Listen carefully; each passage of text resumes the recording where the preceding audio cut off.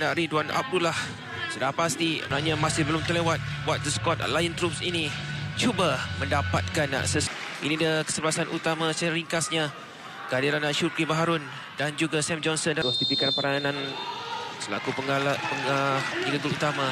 Bermula perlawanan Sabah mulakan permainan pada malam ini. Baik antaran kepada Nana Poku. Nana Poku cuba masuk ke kotak penalti, tapi pemain defensif midfield pada malam ini Pak Tesu kembali berada di posisi asalnya selaku pemain pertahanan tengah bergandingan bersama Metrevski. Masih lagi bertukar-tukar hantaran sesama mereka. Satu hantaran tinggi mahu terus mendapatkan Sam Johnson. Di 15 lain Arif Ar-Rashid dalam mengekang main UID yang bersedia di situ. Tidak ada masalah untuk Pak Tesu. 9 perlawanan. Satu sentuhan ataupun tackle yang menarik yang lahirkan dari Liga Sosial sebenarnya pemain ini. Nak beraksi bersama Pucuk. Tidak mahu membuang masa, mahu terus saja melakukan satu cubaan deras dari dua kotak penalti. Namun jauh tersasar. Tidak ada sebarang cubaan keras, tapi sesuai selaku pemain defensive midfielder. Antara watak yang cukup penting mematikan ini pada tempoh hari dan satu cubaan menyelamatkan keadaan. Baik antara daripada Pak Tesu sebentar tadi. Tetapi Dominic telah pun tadi oleh Pak Tesu.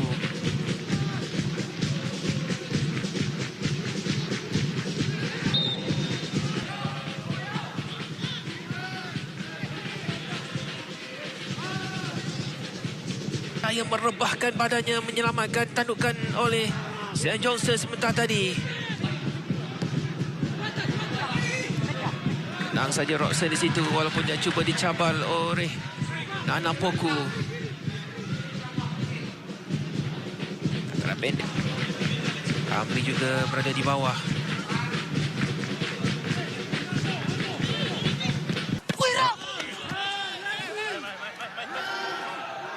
Nana Poku hilang penguasaan, sekarang dirampas oleh Pak Tesu. Tetapi satu clearance penting daripada Afif Ashraf. Masih belum diuji sepenuhnya selepas 20 minit permainan.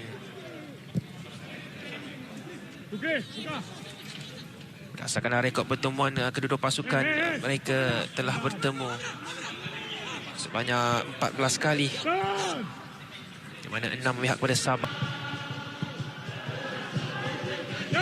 Pak Tesu satu-satunya pemain import yang sudah lama dengan Sabah. 3 Abraham Peter sedikit hilang konsentrasi.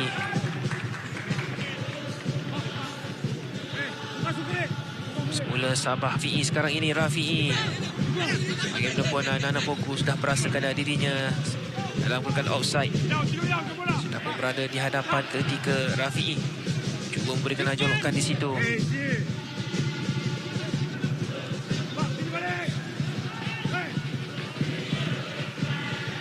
Clarence dapatkan Nana Poku, tersekat di situ. Pak Tesu sekian atas untuk menyambut hantaran tersebut. Terus pergerakan main dari Indonesia ini. Madinda ITM sekarang ini. Nana Poku sudah pun dikesan dalam kotak offside. Satu perangkap yang bijak dibuat oleh pertahanan Sabah di kedudukan ke-8, itu pun dengan syarat pasukan Perak ataupun Melaka tidak mengutip 3 mata penuh. Sebenarnya bergantung kepada keputusan babitkan Perak dan Kedah. Selain Melaka United yang akan melayani kunjungan Selangor FC atas kekasaran terhadap Randi Baru sebentar tadi.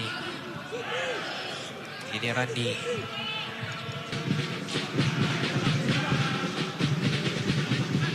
Tesu dia juga boleh beraksi di bahagian sudah dapat menduga Hamran mahu melakukan satu cubaan di situ.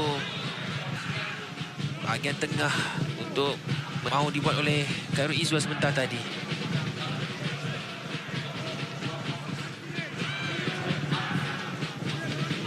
Kali ini mereka menukar arah di sebelah kiri. Afif ditolak nampaknya Dirga, tetapi bersih kata pengadil.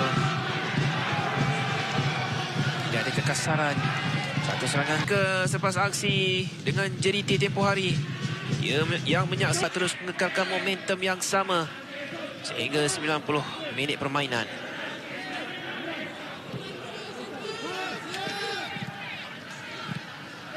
Amri Yahya sentiasa berada di mana sahaja. Bukan sahaja di bahagian atas tapi juga turut membantu bahagian pertahanan. Aristo dapat Tesu. Kerana ataupun cuba mendapatkan satu jaringan. Dirga. Sayang sekali. Gerakan 1-2 yang diharapkan. Zaimi dulu ini merupakan penjaga gol utama. Selain sebelum ini seorang lagi penjaga gol, Wan Azhar Iwante. Kerja keras nampaknya Rafi'i di situ. Sebelum Pak Tesu turut masuk campur untuk bantu. Tapi bola tersebut hadir tepat dan peluang untuk Pak Tesu.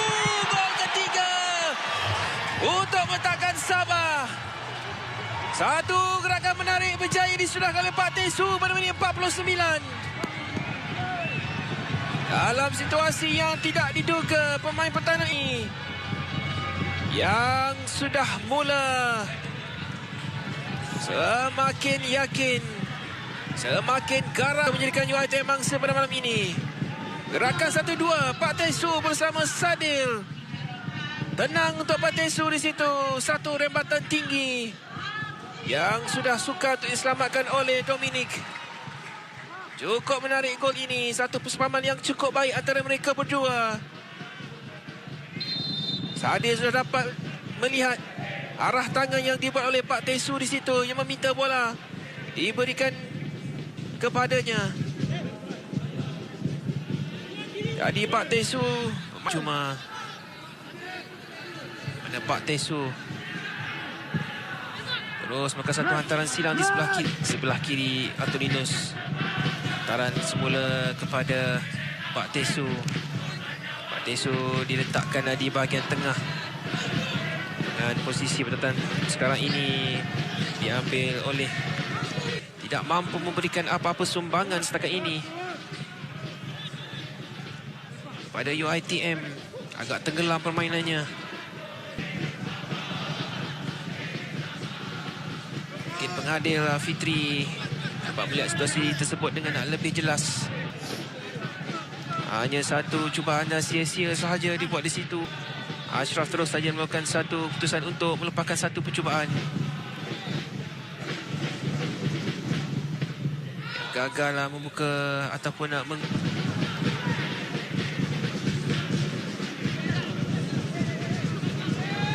Sabah datang lagi. Syukri Baharuri. Pak Tesu berikan tekanan di situ. Ada Wilson. Masih kekal di bahagian tengah. Mungkin menjadi yang terbesar buat mereka untuk saingan setakat ini. Salah satunya kemenangan tunggal mereka adalah mengatasi Terengganu FC 2-1. Kita lihat gol Pak Tesu yang menjadi penyumbang gol ketiga tadi. Gerakan bersama Sadil Ramdhani. Tenang untuk Pak Tesu. Persepahaman yang cukup jitu dipamerkan antara Sadil juga Pak Tesu. Sadil, saya dapat melihat Pak Tesu masuk dalam kotak penalti. Satu timing yang cukup baik sebenarnya, kerana jika tidak Pak Tesu mungkin berada dalam kotak offside jika Sadil sedikit lambat. Manapun tiada sesiapa yang menyambut hantaran tersebut. Terus tepat ke arah Faizal Arif. Agak cemerlang dia bersama pasukan Sabah sepanjang tempoh musim ini. Jadi pilihan pertama di posisi pertahanan kanan pasukan Sabah.